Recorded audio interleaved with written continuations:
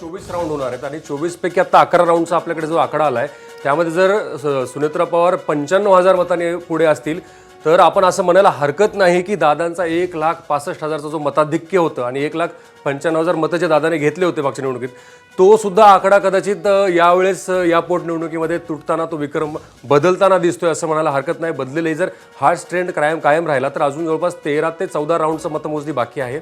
जर पहिल्या 11 राऊंडमध्ये 95,000ची आघाडी असेल तर पुढच्या 10 ते 11 राऊंडमध्ये ही आघाडी डबल जरी झाली तर नवल नको वाटायला. आणि सुनेत्रा पवार आता 1,03,000 मतांनी आघाडीवर आहेत. म्हणजे जसं मी म्हटलं की 1,65,000चं मताधिक्य दादांचं होतं बारामतीमध्येच तो आकडा यावेळेस बहुतेक तो तुटताना दिसतोय. अर्थात कुठल्या कारणाने निवडणूक होते आपल्या सगळ्या महाराष्ट्राला माहिती आहे त्याच्यामुळे मताधिक्य असणं असेल याचा अंदाज होताच. पण आत्ताच जर 1,03,000 मतांनी सुनेत्रा पवार पुढे असतील 11-12 राऊंडमध्येच तर अजून जवळपास 10 ते 12 राऊंड बाकी आहेत.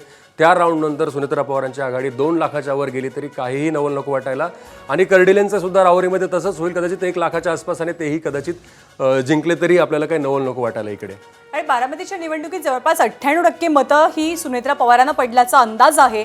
त्यामुळे तो आकडा शिशुपाल तू म्हणतोस तो पाहणं महत्त्वाचं असेल की 2 लाख प्लस सुनेत्रा पवार जातील का या निवडणुकीमध्ये आणि आत्तापर्यंतचं हायेस्ट मताधिक्य ते असेल का.